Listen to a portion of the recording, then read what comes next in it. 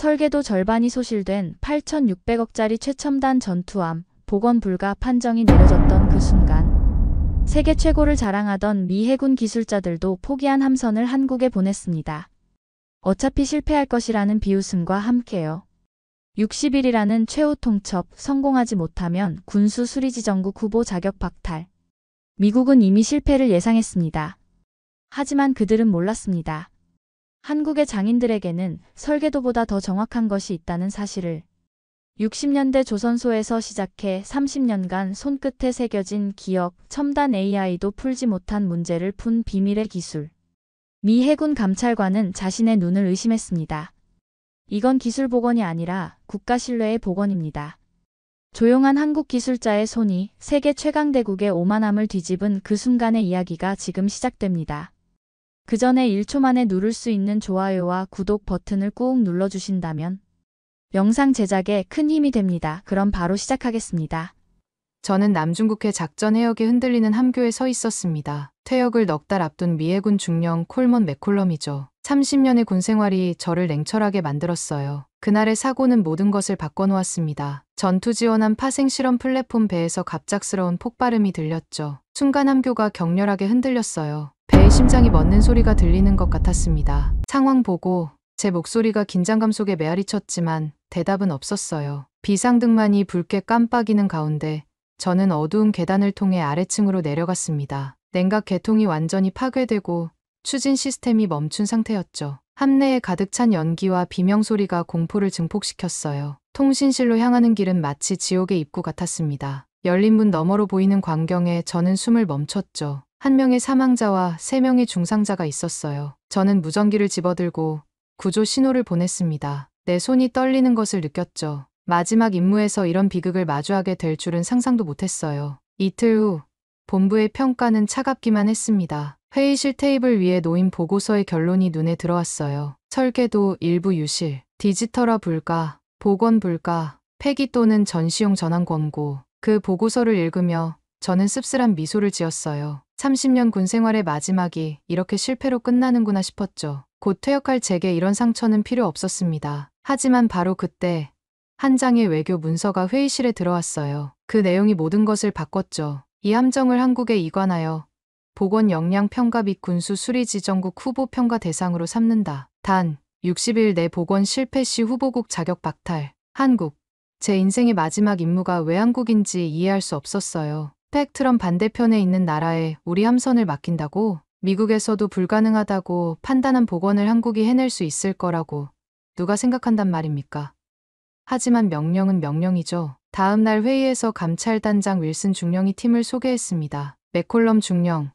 당신이 기술 감찰관으로 한국에 파견됩니다. 저는 무표정하게 고개만 끄덕였죠. 윌슨의 옆에는 젊은 여성이 서 있었어요. 이쪽은 레이첼 노튼, 국방부 계약 기술 통역사입니다. 함께 가게 될 겁니다. 레이첼은 공손하게 인사했습니다. 그녀의 한국어가 얼마나 유창한지 의문이 들었죠. 미 해군의 자존심이 걸린 중요한 임무인데 소통에 문제가 생기면 안 됩니다. 더구나 기술적인 용어들을 제대로 전달할 수 있을지 걱정이 되었어요. 다음 주 우리는 한국행 비행기에 올랐습니다. 목적지는 대한민국 거제도의 한 조선소였어요. 비행기 창문 밖으로 끝없이 펼쳐진 태평양을 바라보며 저는 생각했죠. 설계도 반쪽이 없는 함선을 60일 안에 복원한다.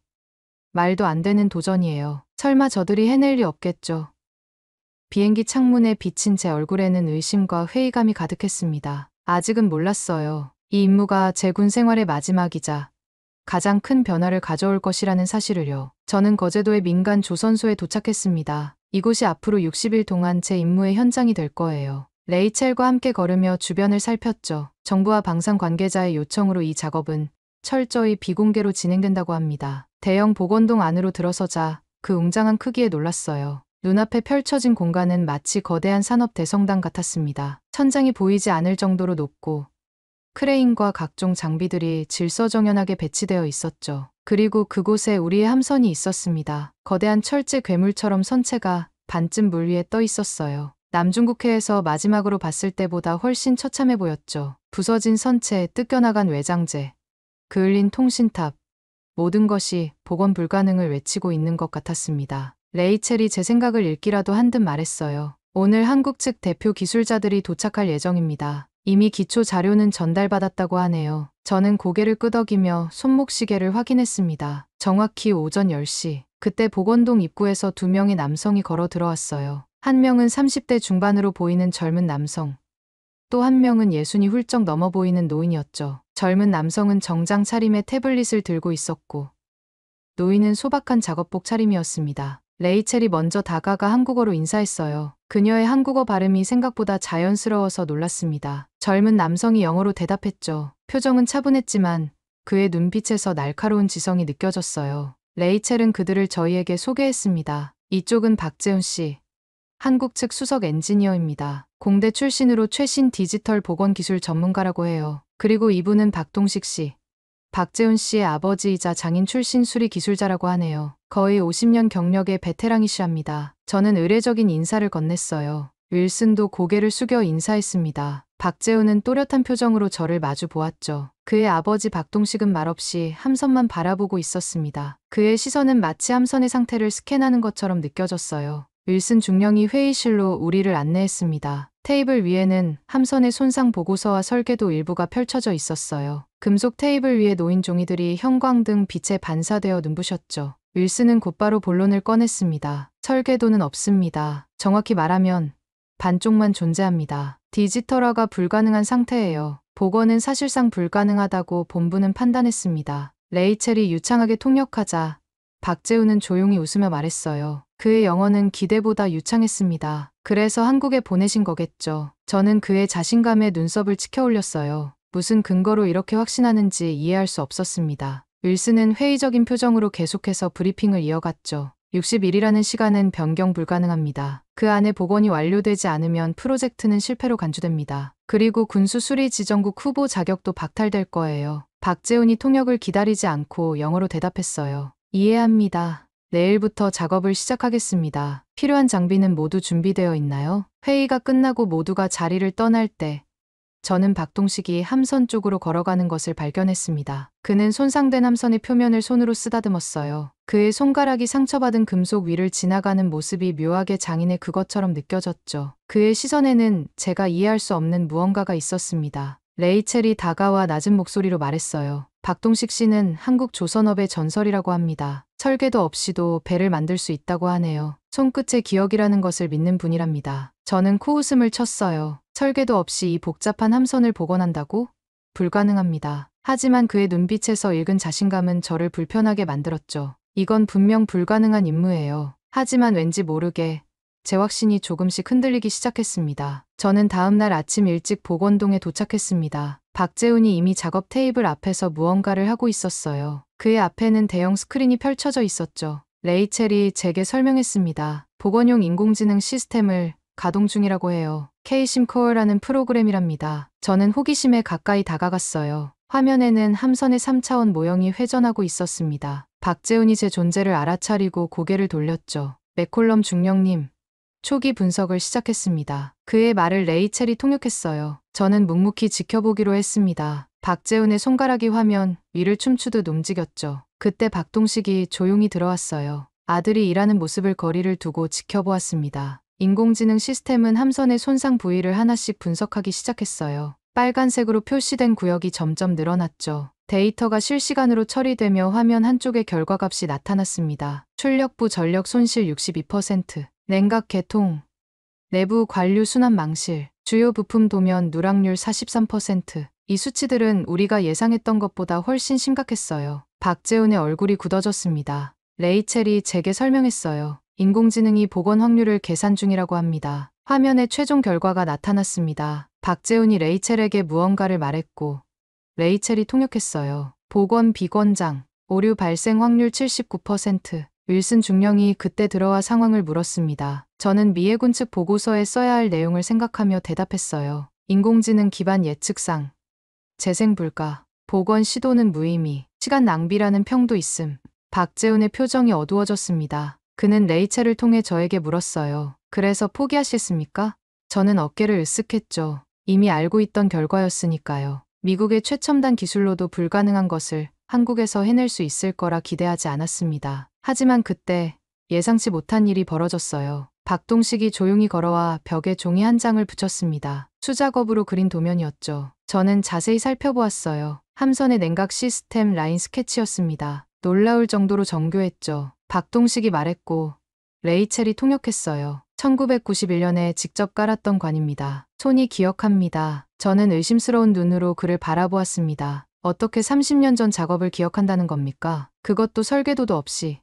박재우는 아버지의 스케치를 보더니 다시 컴퓨터로 돌아갔어요. 그의 손가락이 빠르게 키보드를 두드렸죠. 놀랍게도 인공지능이 박동식의 스케치를 받아들이기 시작했습니다. 화면에 함선 모델의 새로운 냉각 라인이 그려지더니 오류 확률이 소폭 감소했어요. 79%에서 75%로. 윌슨 중령이 의아한 표정으로 물었습니다. 이게 가능한 겁니까? 레이첼이 박재훈의 설명을 통역했어요. 인공지능이 인정한 겁니다. 아버지의 기억이 정확하다고요. 저는 작업 10일차 아침에 통제실로 들어섰습니다. 작업자들이 분주히 움직이는 가운데 갑자기 경보음이 울렸어요. 모두의 시선이 메인 콘솔로 향했죠. 박재훈이 화면을 들여다보며 얼굴을 찌푸렸습니다. 통신 시스템 복원 중 문제가 발생했습니다. 레이첼이 통역해 주었어요. 저는 무슨 일인지 알아보기 위해 다가갔습니다. 화면에는 붉은색 경고 메시지가 깜빡이고 있었죠. 박재훈이 세부 내용을 설명했습니다. 핵심 부품인 TRX-915 통신 모듈에 심각한 손상이 발견되었습니다. 본체가 완전히 파손되었고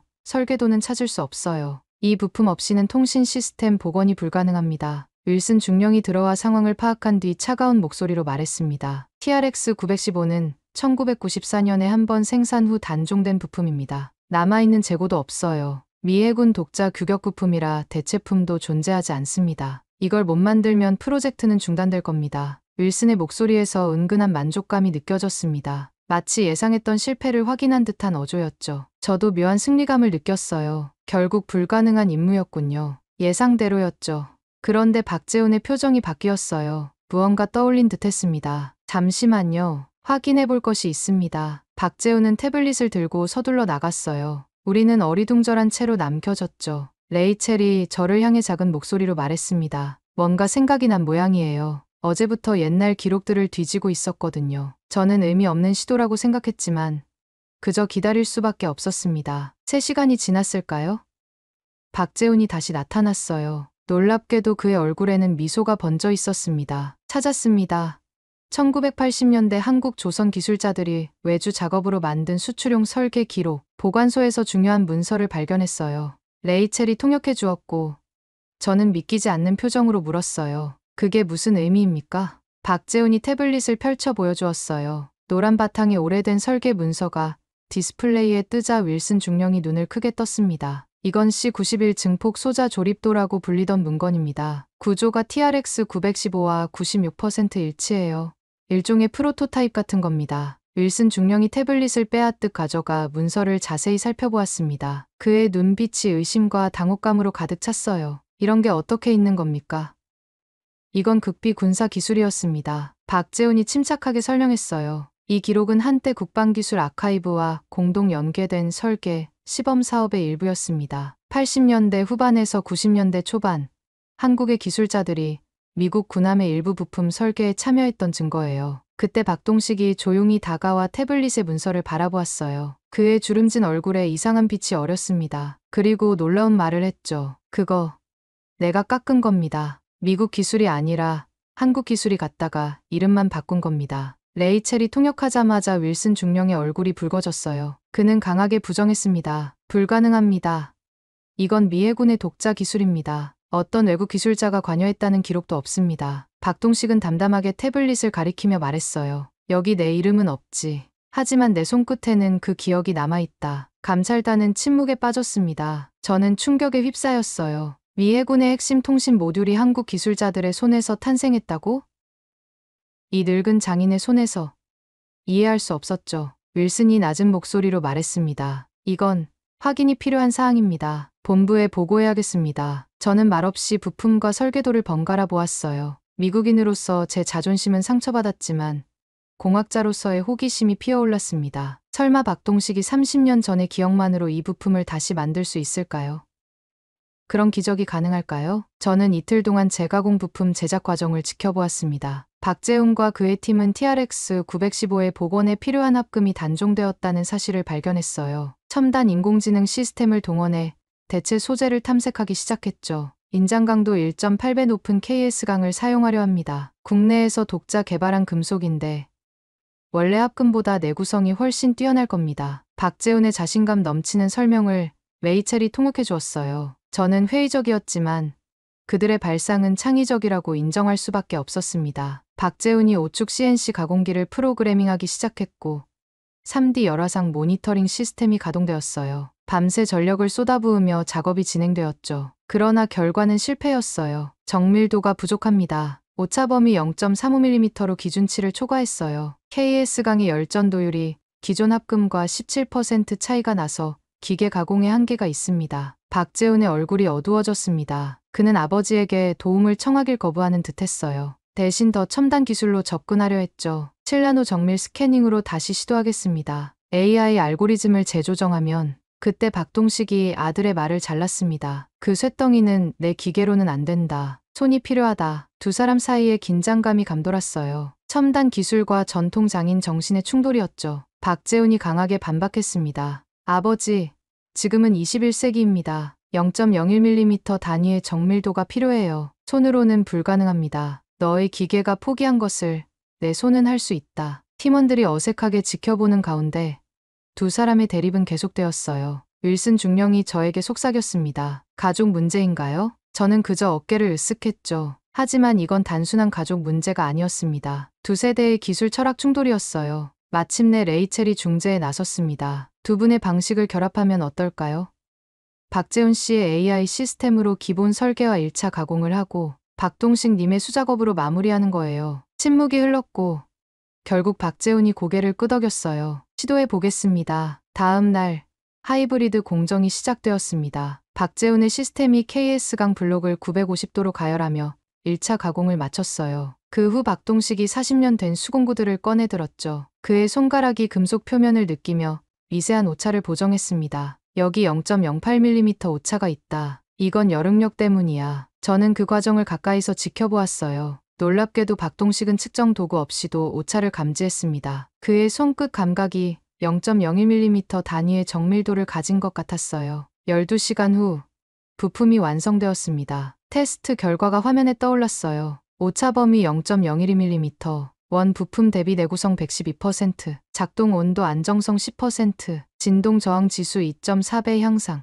박재훈이 결과를 확인하고 아버지를 바라보았습니다. 그의 눈에 존경의 빛이 어렸어요. 아버지, 제 AI는 이 금속을 이해하지 못했지만 아버지의 손은 알고 있었군요. 박동식은 담담히 대답했습니다. 기계는 포기했지만 손은 끝까지 가는 법이다. 미군 감찰단이 공식 보고서를 작성했습니다. 저는 망설임 없이 기록했어요. 한국기술지는 단종된 부품을 원형보다 정밀하게 복원했으며 인공지능과 장인 기술의 결합이 불가능을 가능으로 바꾸었다. 이제 저는 이해했습니다. 진정한 혁신은 첨단과 전통의 조화에서 온다는 것을요. 저는 AIS 325 내 통신제어실 앞에 서 있었습니다. 이곳은 사고 당시 사망자가 발생한 구역이었어요. 내부는 심하게 부식되었고 설계도도 확보하지 못했죠. 무엇보다 이 공간에는 감정적인 무게가 있었습니다. 누구도 먼저 들어가려 하지 않았어요. 통신제어실 복원이 남았습니다. 하지만 내부 상태가 박재훈의 말을 레이첼이 통역했습니다. 윌슨 중령이 고개를 저었어요. 그곳은 위험합니다. 구조적 안정성이 확보되지 않았어요. 복원 작업이 교착 상태에 빠졌습니다. 저는 한국 기술자들이 마침내 한계에 부딪혔다고 생각했어요. 그러나 다음 날 새벽 5시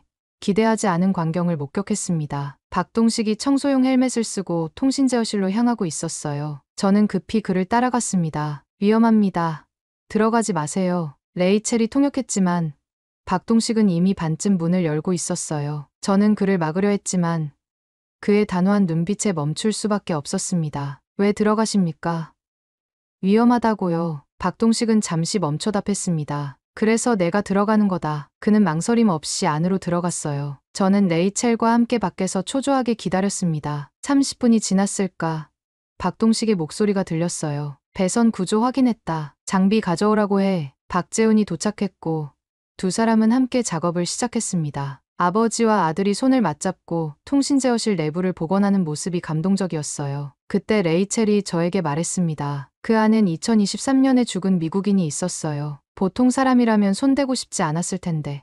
저는 고개를 끄덕였어요. 한국으로 오기 전 저는 이 나라의 역사를 조금 공부했습니다. 수많은 전쟁과 재난을 겪으면서도 다시 일어선 민족이죠. 책임감은 단순한 직업윤리가 아니라 그들의 DNA에 새겨진 것 같았어요. 그들의 역사가 책임감을 만들었군요. 한국전쟁 후 폐허에서 다시 일어나고 IMF 위기에서 금모으기 운동으로 국가 부채를 갚고 타인의 고통에 공감하는 능력이 놀랍습니다. 레이첼은 미소를 지었어요. 맥콜럼 중령님도 한국을 알아가고 계시네요. 6시간 후 박동식과 박재훈이 나왔습니다. 두 사람의 작업복은 땀과 기름으로 범벅이 되어 있었어요. 하지만 그들의 표정은 밝았죠. 통신 개통 완전 복원했습니다. 내부 음영 구간 전류 분산도 해결했어요. 박재훈이 결과를 자랑스럽게 발표했습니다. 윌슨 중령도 놀란 표정이었어요. 어떻게 가능했습니까? AI 시뮬레이션에서는 불가능하다고 나왔는데 박재훈이 아버지를 바라보며 대답했어요. AI로도 예측 불가했던 구조를 아버지의 손끝으로 해결했습니다. 손의 기억은 컴퓨터 메모리보다 강했어요. 저는 박동식에게 물었습니다. 왜 가장 위험한 공간에 먼저 들어가셨습니까? 박동식의 대답은 간결했어요. 누군가는 해야 하니까. 그 순간 저는 진정한 장인 정신이 무엇인지 깨달았습니다. 그것은 기술의 문제가 아니라 책임감과 용기의 문제였어요. 한국인들의 그 특별한 책임감이 이 불가능한 프로젝트를 가능하게 만들고 있었습니다. 저는 D-1 드디어 AIS 325 시운전이 시작되는 날을 맞이했습니다. 지난 58일간의 불가능한 여정이 마침내 결실을 맺는 순간이 왔어요. 함선의 손상된 부분이 하나둘 복원되며 생명을 되찾아가는 과정은 놀라웠습니다. 처음 제가 가졌던 의심은 이제 기대와 흥분으로 바뀌었죠. 새벽부터 모든 기술자들이 분주히 움직였어요. 박재훈은 마지막 시스템 점검을 진행했고 박동식은 조용히 엔진룸을 살펴보았습니다. 레이첼은 기록을 위해 카메라를 준비했죠. 윌슨 중령도 평소와 달리 긴장한 모습이었어요. 시운전 결과에 따라 한국의 군수수리지정국 후보 자격이 결정될 것이니까요. 모든 시스템 준비 완료되었습니다. 박재훈의 선언과 함께 엔진에 전원이 공급되었습니다. 처음에는 희미한 진동이 느껴졌어요. 점차 그 진동이 커지더니 마침내 엔진이 안정적으로 가동되기 시작했습니다. 복원된 함선의 심장이 뛰기 시작한 순간이었죠. 추진 시스템 가동, 통신 완전 연결, 진동 오차 측정 0.02도, 응력 분석치 정상. 기술자들 사이에서 환호성이 터져 나왔습니다. 저도 모르게 미소를 짓고 있는 제 자신을 발견했어요. 윌슨 중령조차 감탄을 감추지 못했죠. 불과 이달 전만 해도 우리는 이 함선이 영원히 버려질 것이라 생각했는데 지금은 마치 새 것처럼 작동하고 있었으니까요. 그날 저녁 박재훈이 제게 다가와 물었어요. 레이첼이 통역해 주었습니다. 이 정도면 설계 없이도 괜찮습니까? 미해군의 기준에 맞나요? 저는 잠시 생각하다 대답했습니다. 괜찮다. 그 정도가 아니지. 놀랍다고 말하는 게 맞겠군요. 우리 본국의 기술진도 해내지 못한 일입니다. 복원된 함선 앞에서 저는 처음으로 미국인으로서의 자존심보다 인간의 성취에 감동하는 제 자신을 발견했어요. 국적이 중요한 것이 아니라 불가능을 가능으로 만드는 인간의 의지와 기술이 더 중요하다는 깨달음이었죠. 그날 밤 기술자 전원이 모인 막걸리 회식이 열렸어요. 저와 윌슨 중령도 초대받았죠. 작은 식당의 나무 테이블 위에 처음 보는 하얀 술이 담긴 주전자와 작은 흰 잔들이 놓였습니다. 탁한 색의 술이 쌀 냄새를 풍기며 잔에 따라졌어요. 이게 한국의 전통주, 막걸리입니다. 수천 년의 역사를 가진 농부들의 술이죠. 레이첼의 설명에 저는 조심스럽게 한 모금 마셨습니다. 부드럽고 달콤한 맛이 혀끝에 퍼졌어요. 약간의 산미와 탄산감이 있었죠. 미국의 수제 맥주와도 다른 묘한 청량감이 있었습니다. 이건 그동안 마셔본 어떤 술보다도 독특하군요. 가볍지만 깊은 맛이 도수가 낮아 보이는데 묘하게 강하네요. 막걸리 병이 돌아가는 자리에서 한국 기술자들과 우리 사이의 벽이 조금씩 허물어졌어요. 박재훈이 레이첼의 잔이 비는 것을 눈치채고 말없이 채워주었습니다. 레이첼이 살짝 눈을 맞추며 말했어요. 항상 기술자답게 조용하시네요. 박재훈은 대꾸 없이 웃었습니다. 잠시 후 그가 다른 사람과 대화 중일 때 레이첼이 젓가락으로 반찬 하나를 살짝 건네주었어요. 고추장 양념의 무언가였죠. 이게 바로 한국의 정이죠. 말없이 챙겨주는 마음. 둘은 아무 말도 하지 않았지만 잔을 맞대지도 않고 그냥 묵묵히 같은 속도로 막걸리를 마셨습니다. 그걸 본 누군가가 말했죠. 기술자들은 말보단 손으로 얘기하더군요. 레이첼이 잔을 들며 말했습니다. 오늘은 손끝이 인공지능을 이긴 날입니다. 박동식이 고개를 끄덕이며 말했어요. 그 인공지능, 설계도 없으면 못 움직이잖아. 근데 우리 손은 설계 없어도 기억하거든. 저는 한 모금 마시고 말했습니다. 이 술은 배를 복원한 기술보다 감정을 먼저 움직이네요. 한국인들의 정이라는 것이 술잔에도 담겨 있나 봅니다. 다음 날 아침, 저는 생전 처음 느껴보는 두통으로 고생했습니다. 윌슨 중령도 사무실에 나타나지 않았어요. 막걸리의 후폭풍이었죠. 도수가 낮아 보이는데 여러 병을 마신 대가였습니다. 레이첼은 웃으며 말했습니다. 이게 한국식 친구 맺기의 증표래요. 함께 아픈 기억. 막걸리는 마실 때는 부드럽지만 다음날의 아픔은 의외로 강하답니다. 저는 AIS 325 최종 해상 시운전 완료 후 조선소로 돌아왔습니다. 오늘로 60일간의 임무가 마무리되었어요. 함선은 마치 사고가 없었던 것처럼 완벽하게 작동했죠.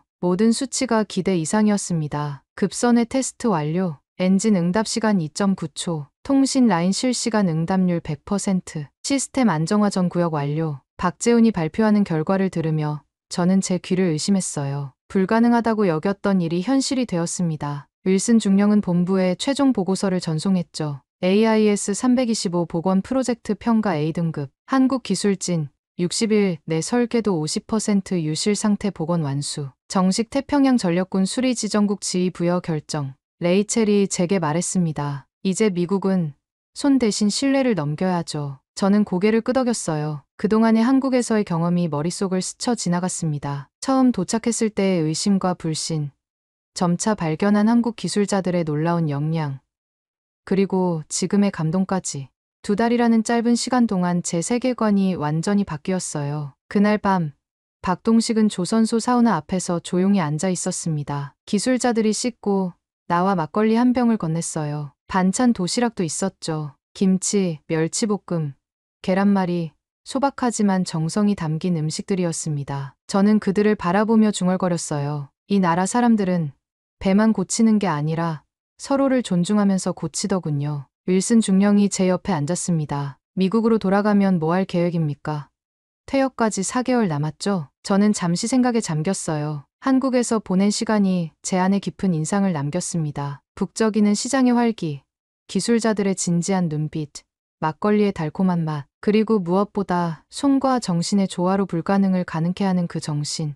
퇴역 후에 잠시 한국에 머물고 싶습니다. 이곳의 기술을 더 배우고 문화도 경험해보고 싶어요. 어쩌면 여기서 새로운 삶을 시작할지도 모르겠습니다. 윌슨 중령은 놀란 표정으로 저를 바라보았어요. 하지만 곧 이해한다는 듯 미소 지었죠. 시운전 결과가 공식 발표되고 감찰단 해산날 아침이 밝았습니다. 레이첼이 돌아가기 전 조선소 문 앞에서 박재훈과 마주쳤어요. 박재훈이 말했습니다. 다음엔 통역사 아닌 기술자 자격으로 오시죠. 레이첼은 부드럽게 미소 지으며 대답했어요. 그땐 제 손도 기억을 좀 더 해볼게요. 그리고 가볍게 고개를 숙이고 돌아섰습니다. 둘 사이엔 손도 안 잡고 눈물도 없었고 다만 아주 작고 느린 고개 끄덕임만 교환되었어요. 그 모습에서 저는 한국식 감정 표현의 깊이를 느꼈습니다. 공항으로 향하는 차 안에서 저는 거제도의 푸른 바다를 바라보았어요. 이제 제가 가진 것은 함선의 복원보다 더 중요한 무언가였습니다. 손끝에 담긴 기억과 마음에 담긴 존경, 그리고 제 인생의 마지막 장을 어떻게 써 내려갈지에 대한 새로운 통찰이었죠. 미국으로 돌아가 퇴역 절차를 밟고 몇 달 후 다시 한국으로 오리라 다짐했습니다. 이번엔 감찰관이 아닌 배움을 구하는 사람으로서요. 이렇게 잊혀진 역사의 한 페이지를 함께 살펴보았습니다. 설계도보다 오래가는 것은 우리의 손끝, 그 기억이었습니다. 화려한 무대나 큰 소리 없이 조용히 세계를 감탄시킨 우리 기술자들의 이야기. 젊은 세대들은 알지 못할지 모르지만 누군가는 알고 있습니다. 누군가는 해야 하니까 묵묵히 해냈던 그 시절의 가치를. 세계가 인정한 대한민국의 힘은 화려한 수식어가 아닌 오랜 시간 축적된 장인의 손끝에서 비롯되었습니다. 그 손끝에 담긴 역사가 오늘의 대한민국을 만들었습니다. 대한민국의 과거가 오늘을 있게 했음을 결코 잊지 말아야 할 것입니다. 오늘도 긴 시간 함께 해주셔서 진심으로 감사드립니다. 더 좋은 이야기로 다시 찾아뵐 수 있도록 구독과 좋아요 눌러주시면 큰 힘이 됩니다. 지금까지 감동세 스푼이었습니다.